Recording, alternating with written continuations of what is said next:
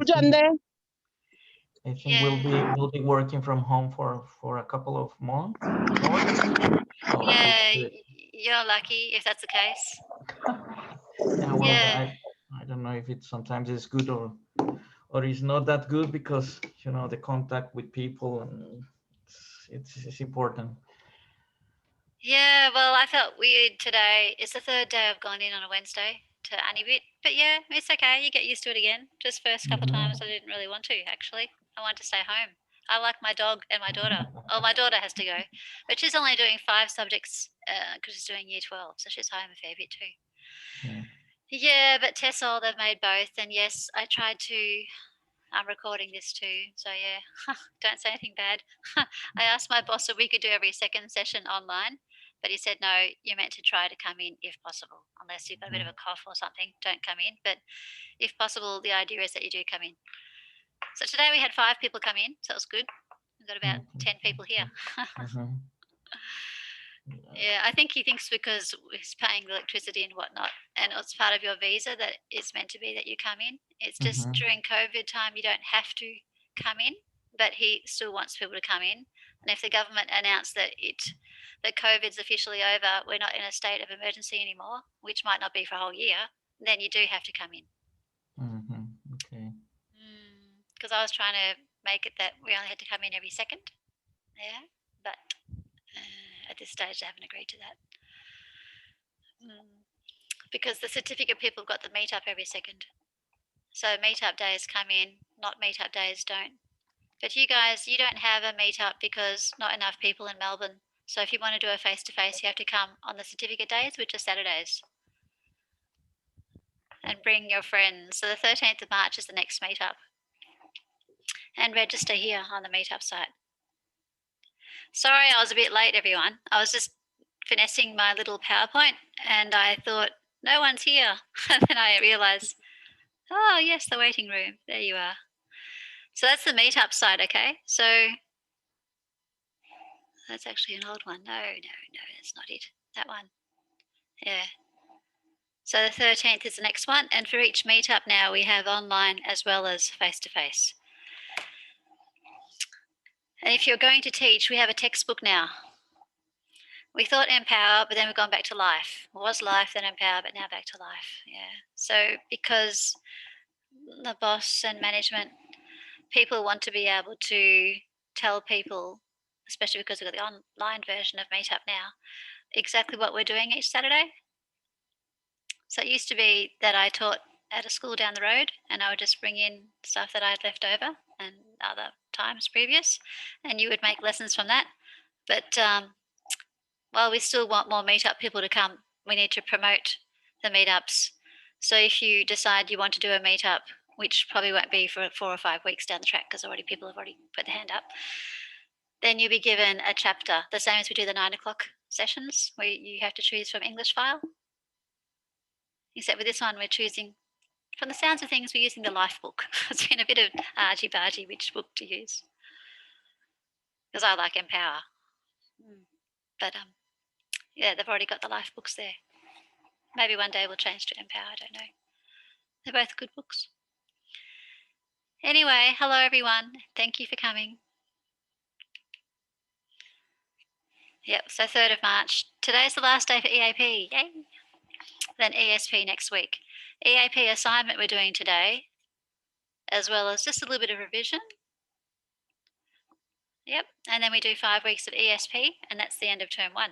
And then we start syllabus, and then approaches, and then assessing, and then that's the end of the diploma, because there's only 5 you have to do. EAP, ESP is term 1, syllabus, approaches, assessing, and there's only 4 terms in a year. And some of you, I think, maybe up to your last EAP, ESP, and then you finish the diploma. Because as you know, we have rolling intake. It's hard to keep on top of who's coming and going. I have to look at my big board over here with all your names, so I remember who's finishing. Yep, anyway, just recapping EAP. Amy, are you okay over there in Korea? You can talk? Or Kate or Annabella? What does EAP stand for? English for Academic purpose. Yay. And how many schools offer EAP in Melbourne? Do you want to have a guess? Do you think 11, 13 or 15? 15? It could be slightly lower. 13. 13. And roughly, between 3,000 and 12,000. That's a big difference. If Steph was here, she'd say hers was around about 11,000 at Swinburne, and it went a 5-week cycle. But other places, 10 weeks, 30 weeks. I worked at Acknowledge English, and they had a 10-week cycle. It's all different, aren't they? And we know ALICOS is the government legislation that covers General English and EAP. So it's not actually under the AQF. Does anyone know what AQF stands for? Maybe Nestor, do you know? The Australian Qualifications Framework. So we have a body called NIAS that come and audit us. But TESOL is different because TESOL is teaching how to teach English. And schools that are CRICOS accredited, what kind of schools? What kind of students can they take?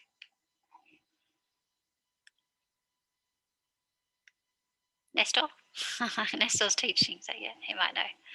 CRICOS schools are Commonwealth Register of Institutions and courses for what kind of students? Overseas students.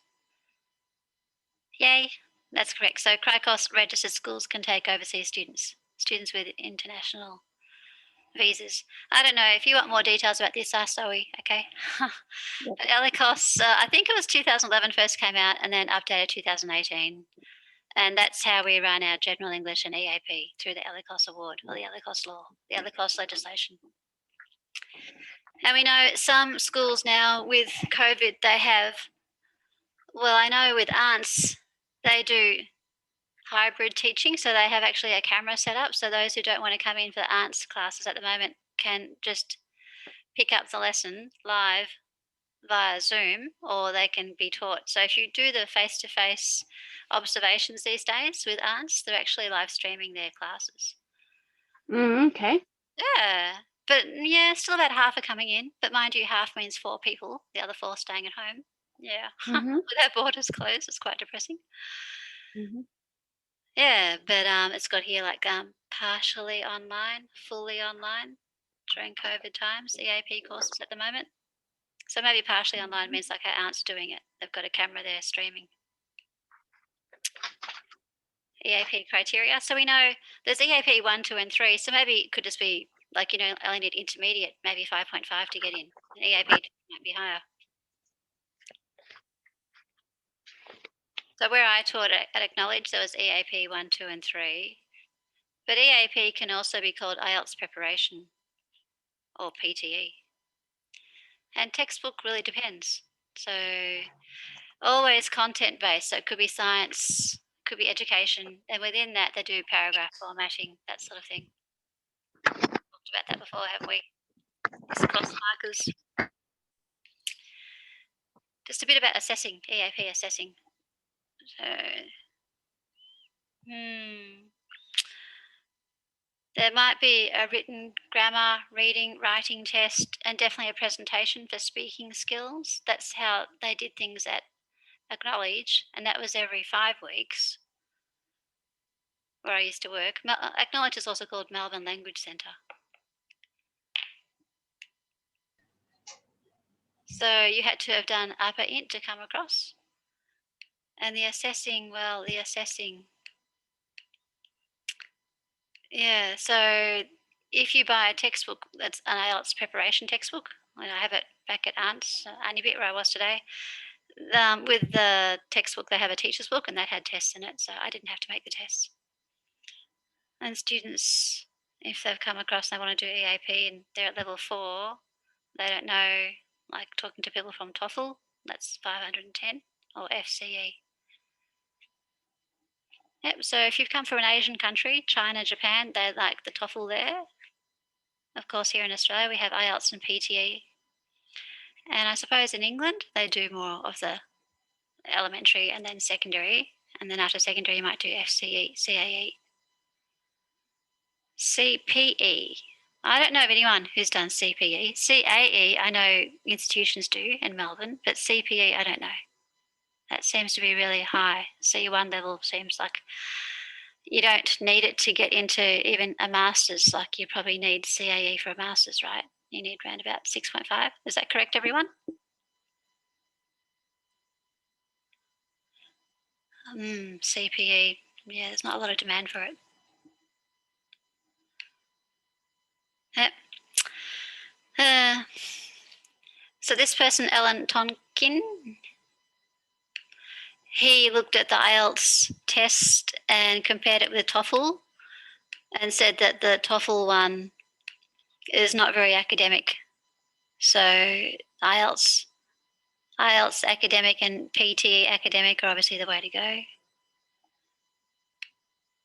And this is what he recommends.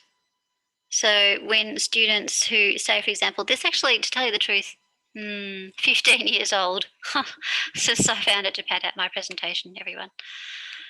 But back in the 15 years old days, to get into a certificate course, you only need level 4 IELTS.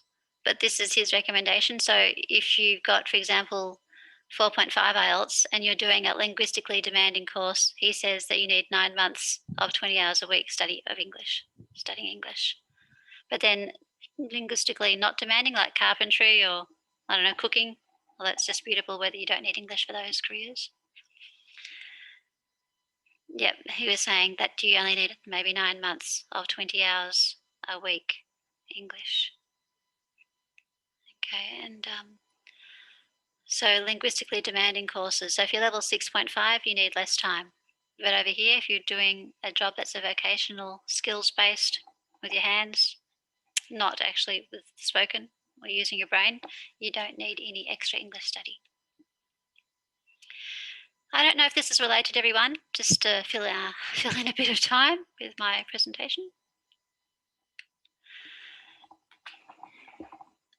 So what are some exams out there? We talked about IELTS and PTE. Anyone know any more? Listening. We have a TOEFL and TOEIC and also called OPIC. Oh, right. I don't know that one. Yep. Okay. Yep. TOEFL, that's right. And TOEIC. TOEIC. Yeah. My daughter's Japanese. She decided to continue her Japanese. I don't know if I told you. She was told by her Japanese teacher that her level was too low. But anyway, the teacher and I have had a discussion and she can still continue. So every night she's been writing Japanese. So all my whiteboards have Japanese writing on at the moment. I have to find an empty one. And we have called OPIC and speaking test.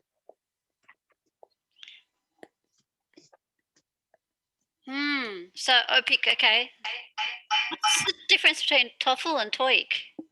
TOEIC, Teachers of English International Communication. TOEFL, Teachers of English as a Foreign Language. Pretty much the same. OPIC must be in South Korea. I don't know that one. Yeah, it's from the company who runs the TOEIC. I think it's an American company, and they developed a speaking course. And then I'm not sure what OPIC stands for. Let me have a look. I'll just send this meetup thing I still have up on my phone here to everyone to remind you when the meetups happen, okay? So if anyone from Diploma wants to come in, the 13th of March is our next one. So just next meetup. Oh, poor Amy and Giali and Raj and Shatana, I'm sorry. I keep saying to you guys, come into meetups, but you guys are a bit far away. Yeah. I'll find it. Open as.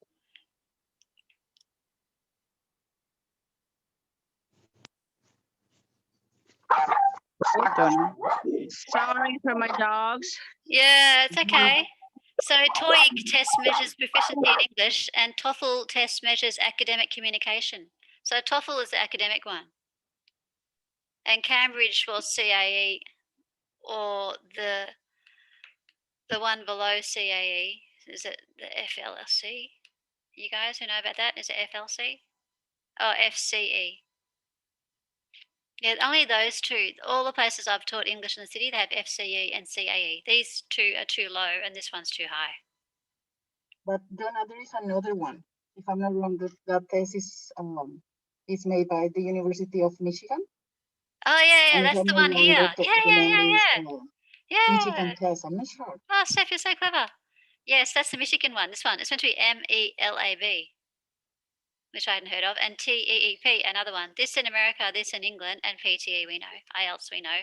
TOEFL, yes, we know, especially if you're in Japan. I know that's popular. Cambridge is the FCE and the CAE. So in America, they do the MELAB, and also in England, they do TEEP.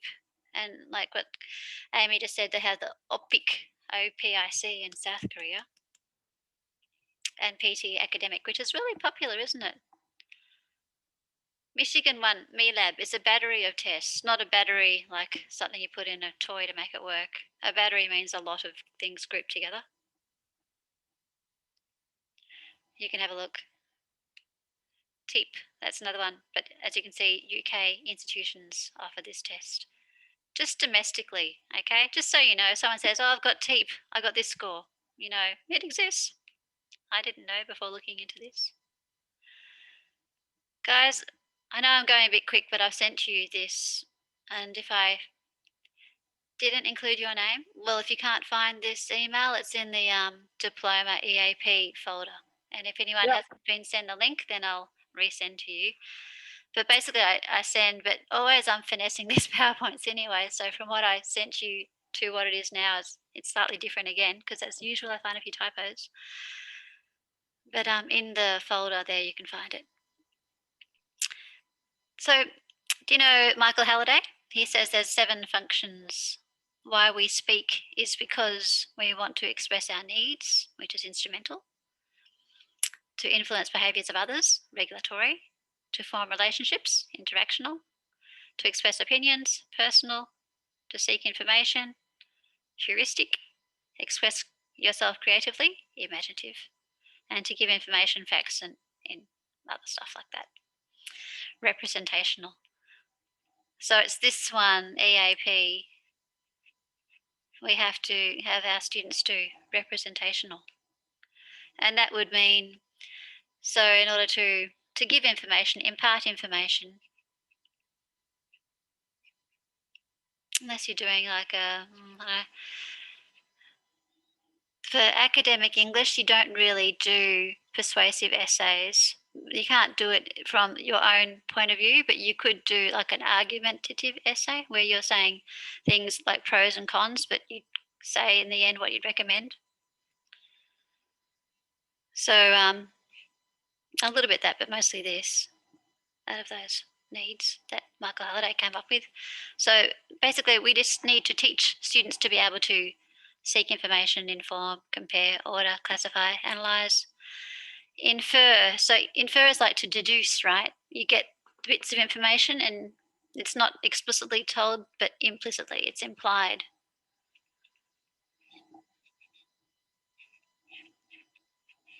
From the information that you have. And then from that information, generate a hypothesis to suggest a cause or outcomes. Justify, persuade, solve problems, synthesize, evaluate. Okay. So, and register and style. Which one has 4 colloquial, informal, formal, high levels? Is it the register or style? Giali, Raj, Shatana, anyone from Malaysia? Yeah. So out of the register and style, which word refers to? There's 4 levels. So colloquial or slang, informal, then there's formal, then there's high level, which is maybe for the Queen. Register. Pronunciation. It's register, yes, it is. Register. And style would be like if you're doing formal, within the formal, you might have it like writing an email is one style of writing, as opposed to writing, referring someone for a job. It might be different. So style is within each category. Okay, so even for the colloquial or slang, you might have I know, East Suburban Back Boys versus, I don't know, some part back streets of Melbourne. East-West gangs have their own way of talking, or you have the E-text talking. That's just a different type of style. There's my dog barking because my mum's just arrived. My mum lives around the corner for all of you. Rhetorical organisation of essays. Anyone want to have a guess what that's about? This is just a review, by the way. Just rhetorical. Came up before. I'm a bit confused about this word.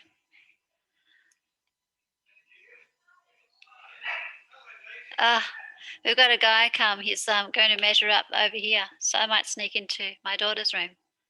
We're going to put a shelf over there. See where the mirror is? Carpenter's just arrived. Rhetorical is this. Hello, how are you? This is the carpenter. I'm just teaching, so I'll move my students and myself into the other room. Yeah, thank you for that. Thanks, Chris. I'm going to get a new shelf put in. Dog running down corridor. My mum. My daughter. Ta, say hello.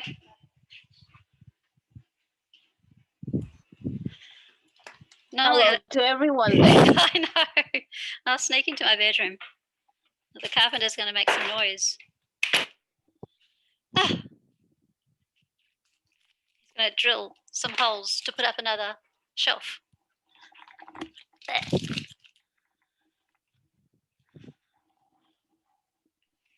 Okay, that's rhetorical organisation of essays,